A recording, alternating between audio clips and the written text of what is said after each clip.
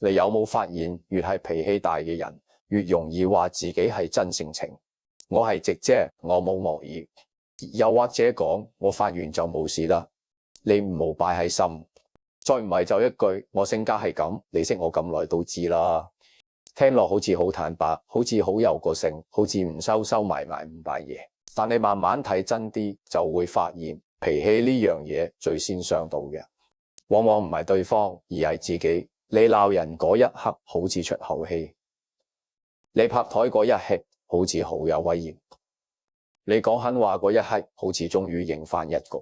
但過咗一陣，場面正反，電話冇人覆，屋企氣氛凍咗，朋友開始少約你，同事有嘢唔再同你商量，伴侶有心事都寧願自己吞。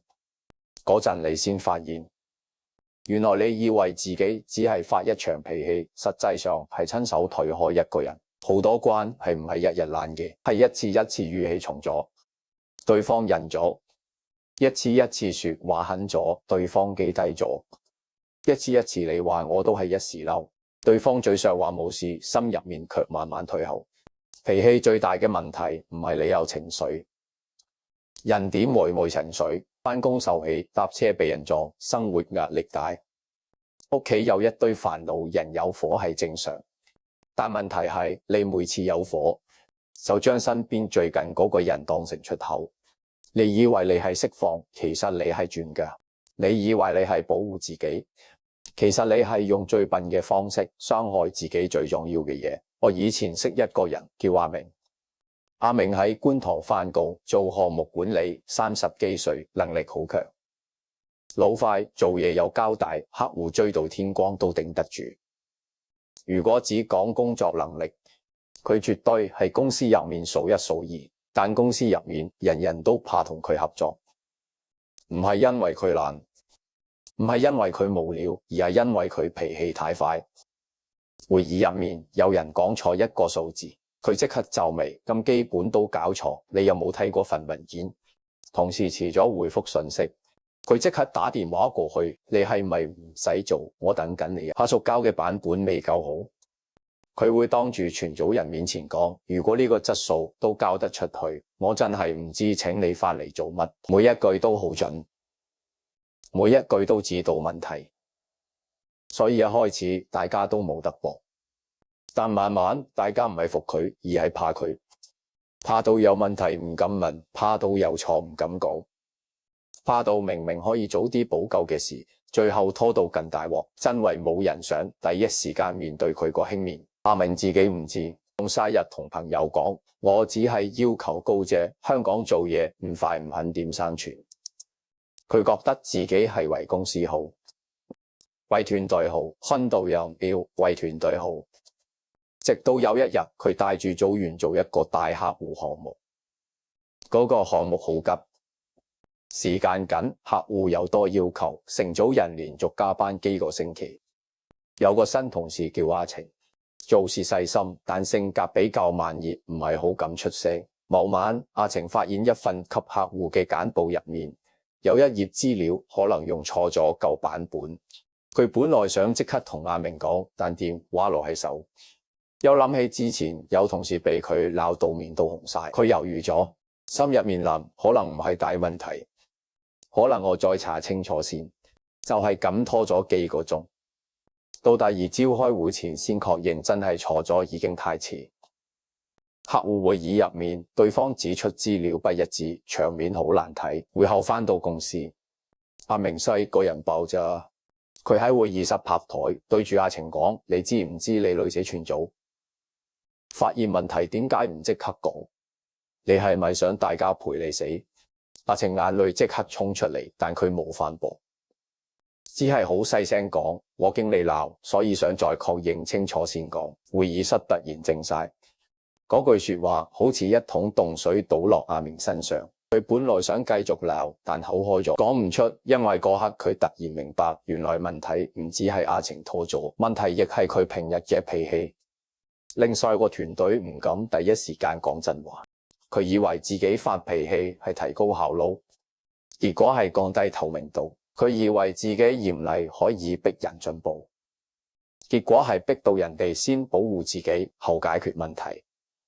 之後嗰日，阿明一個人坐喺公司樓下間茶餐廳，下午3點幾，店入面唔算多人，電視開住新聞，旁邊有個地盤工食緊下午茶。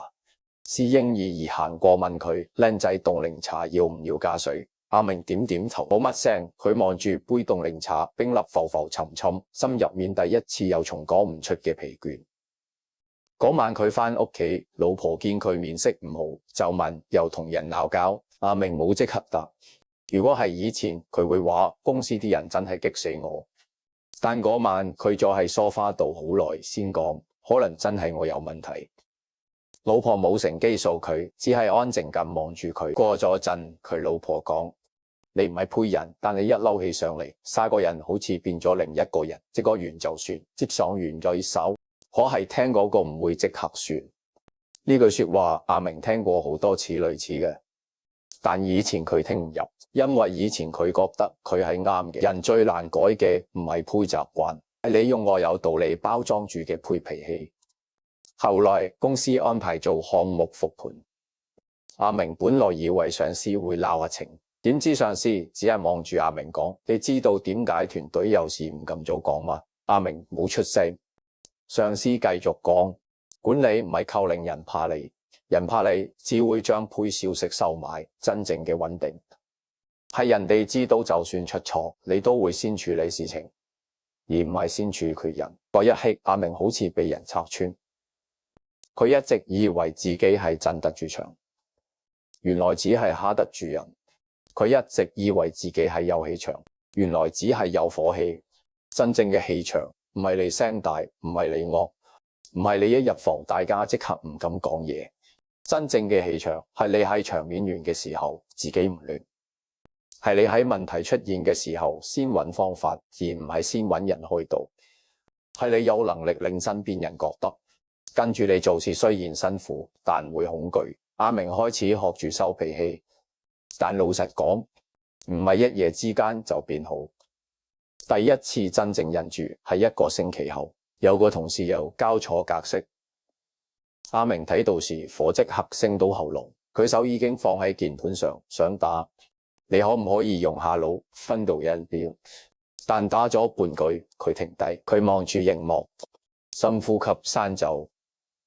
改成呢個格式唔啱，請按上一版模板改。下次交之前先對一次標題同頁碼。發出去之後，佢竟然覺得唔習慣，好似少咗啲乜。以前鬧完人有一重即時嘅爽，而家唔鬧焚到揚鑣，心入面仲有火悶住。但過咗10分鐘，同事回覆收到，我即刻改，唔好意思。事情好快解決。冇人防衛，冇人委屈，冇人將一個小錯變成一場戰爭。阿明忽然明白，原來好多時發脾氣唔係因為事情需要，而係自己需要。自己需要一個出口，自己需要證明自己啱，自己需要有人承認自己辛苦。但如果你用發火去索取理解，最後得到嘅多數係佢黐。返屋企見到個仔功課做得亂七八糟，以前佢一定即刻鬧你點解咁懶，講咗幾多次都唔聽。但嗰晚佢望住個仔縮埋膊頭嗰個樣，忽然見到以前公司同事嘅表情，同一重驚，佢心口一沉，坐低指住功課講：呢度錯咗3個位，我哋逐個睇，你係唔識定係趕住做完？個仔小聲講：我想快啲做完，因為經理返嚟鬧。阿明嗰一下真係講唔出聲。原來佢喺公司造成嘅恐懼，屋企都有。原來自己最愛嘅人，亦一直喺承受自己最差嘅一面。佢嗰晚第一次同個仔道歉，唔係敷衍式講句好啦，爸爸啱大聲，而係認真講：爸爸以前成日一嬲就鬧你，令你驚咗。呢個係爸爸唔啱，我會學住改。但你做錯功課，我哋都要一齊改，唔係逃避。個仔望住佢，眼神有啲懷疑，又有啲重。人嘅信任好似玻璃，碎咗唔係一句道歉就即刻完整，但只要你願意一次次唔再打碎裂痕，就有機會慢慢唔再過手。阿明改咗半年，唔係冇再發火，有時趕項目壓力一大，佢依然會語氣重。有時屋企亂，自己攰到不得了，都會忍唔住輕面。近年來人會分道揚鑣，但唔同嘅係，佢開始識得停，開始識得喺失控之前黐開現場，開始識得事後補一句：頭先我語氣重咗，問題要處理，但我唔應該咁講。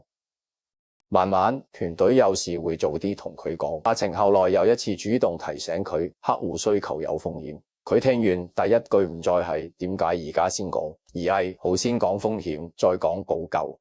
就係呢個轉變，令成組人開始重新信佢。年底評核，上司同佢講：你今年最大進步唔係項目做得幾好，而係你終於由一個靠火氣推人嘅人，變成一個可以穩住局面嘅人。阿明笑咗笑，佢知道自己仲未完美，但佢亦知道自己終於唔再俾脾氣牽住鼻走。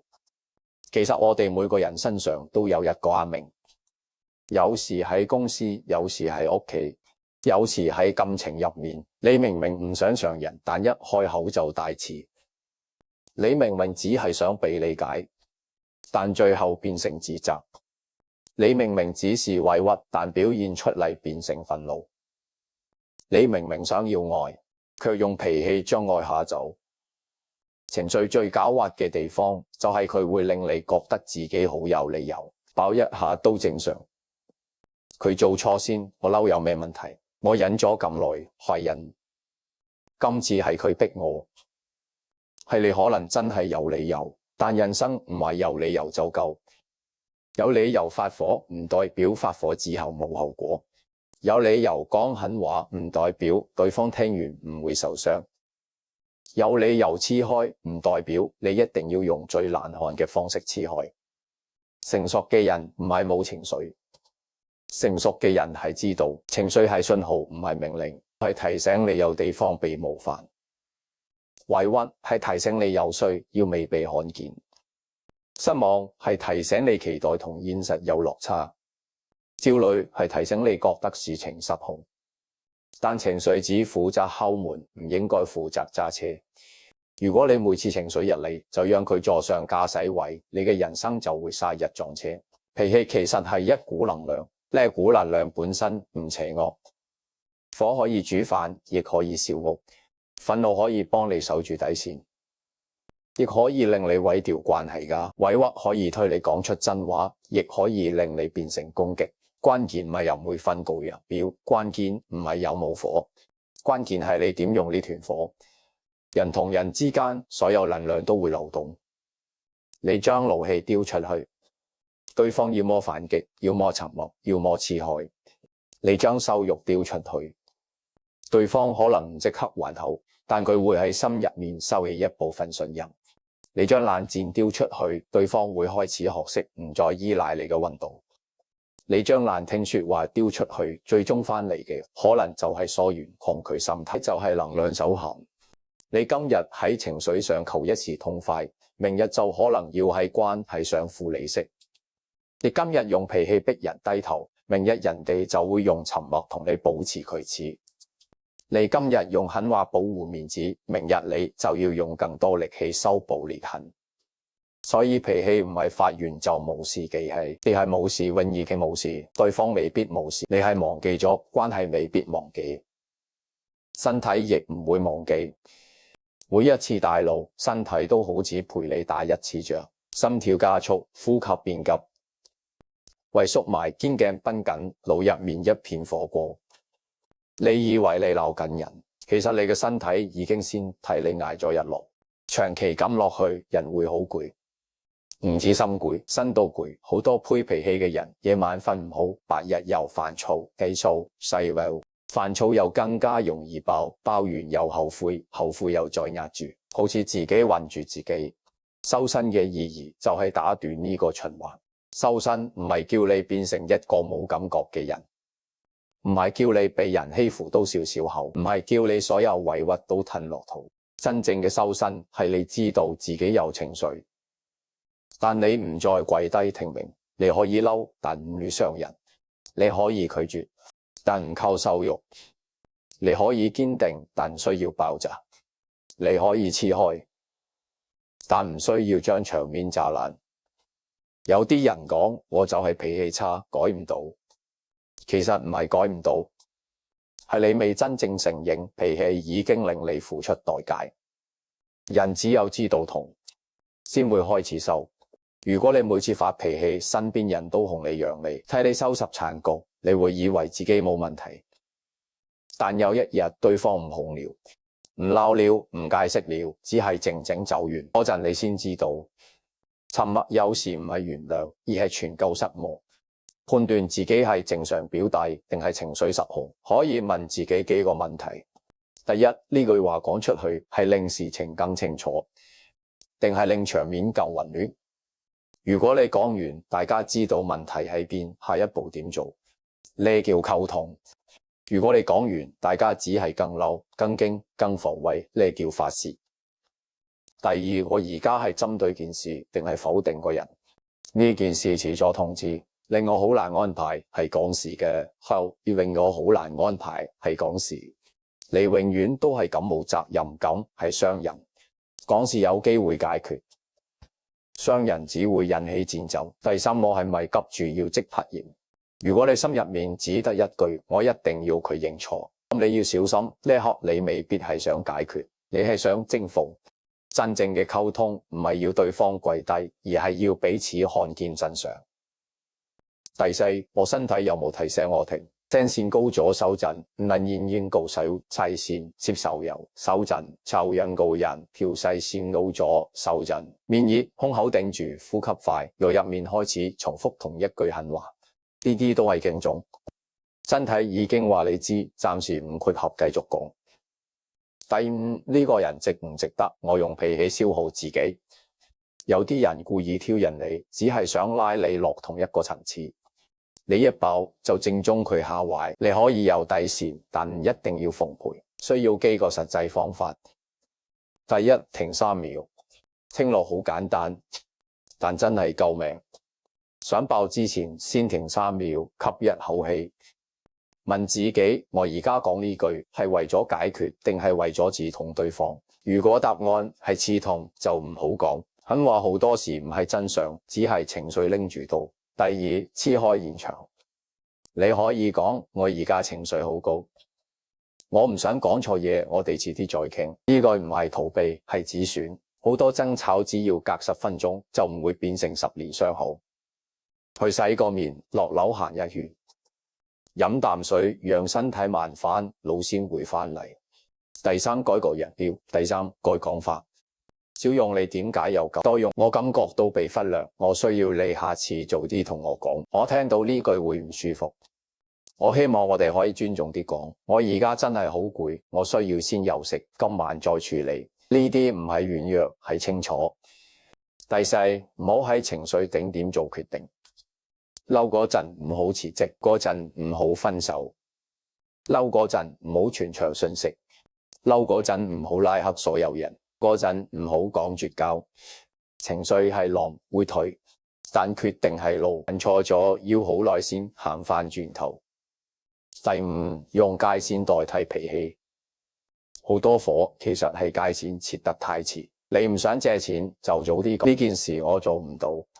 你唔想再被大聲對待就講，你可以唔同意我，但唔好用呢種語氣嘅。你唔想工作侵入所有生活就講，呢個時間之後我未必即時回覆。界線講得早就唔使引到爆。第六，學識拒絕別人嘅火。對方大聲，你唔一定要跟住大聲。對方冷嘲熱諷，你唔一定要接招。對方話你咁都嬲，你都好小氣。你可以講，我唔係要爭，我只係講清楚，我唔接受呢種講法。對方話你唔幫就算，當我睇錯你。你可以講，你失望我明白，但我嘅答案仍然係唔方便。真正穩嘅人唔係冇火，係唔接別人亂丟過嚟嘅火，事後要修補。如果你真係失控咗，唔好用一句我都係一時嬲就算。你可以講，頭先我情緒失控，講咗傷人嘅話，呢個係我唔啱。問題我哋可以再講，但我唔應該用嗰種方式。道歉唔係人會分道揚鑣，道歉唔係污衊，道歉係你願意為自己嘅脾氣負責。有啲關係唔怕吵，怕嘅係吵完之後冇人反省，冇人修補，冇人願意變好。講到最後，控制脾氣唔係為咗扮有修養，係為咗保護自己，保護你嘅身體，唔再日日陪你打仗，保護你嘅關係，唔再被幾秒鐘嘅衝動炸穿，保護你嘅福氣，唔再因為一張快嘴、一團怒火，將本來可以留下嘅人同機會推走。香港生活已經夠逼、夠急、夠嘈，地鐵逼、工作趕、租金貴、訊息不停響，人人都好似被生活追住跑，所以有情緒真係唔出奇。但正正因為日子已經咁難，我哋更加唔好將屋企變成戰場，將愛你嘅人變鎖出氣口，將自己嘅心變成一間長期着火嘅屋。你可以有脾氣，但唔好俾脾氣做主人。你可以有委屈掉，但唔好用委屈去傷人。你可以有底線，但唔好靠失控去證明。修身唔係一日修成，係每一次想爆嗰陣慢3秒，每一次想鬧嗰陣少一句，每一次想用狠話迎人嗰陣問一問自己，我真係想贏定係想好好過日子？人一生最難收嘅唔係外面嘅本事，係入面嗰團火。火收得住，路先行得穩，心先聽得起。話講得柔，關係先暖得翻。願你以後有情緒，但唔被情緒吞沒；有鋒芒，但唔亂刺人，但仍然保留溫度。願你喺最想發火嗰一刻，記得真正強大唔係令所有人怕你，而係你明明心入面起風起浪，仍然可以穩穩陣陣將自己帶返岸邊。脾氣少一分，福氣就近一分；衝動少一分，安全就多一分。有一日你會多謝嗰個曾經咬牙停低嘅自己，因為佢冇為一時痛快賠上長久珍惜，因為佢終於明白最好的脾氣唔係爆出嚟嚇人，係收得住、放得下、守得穩、活得安。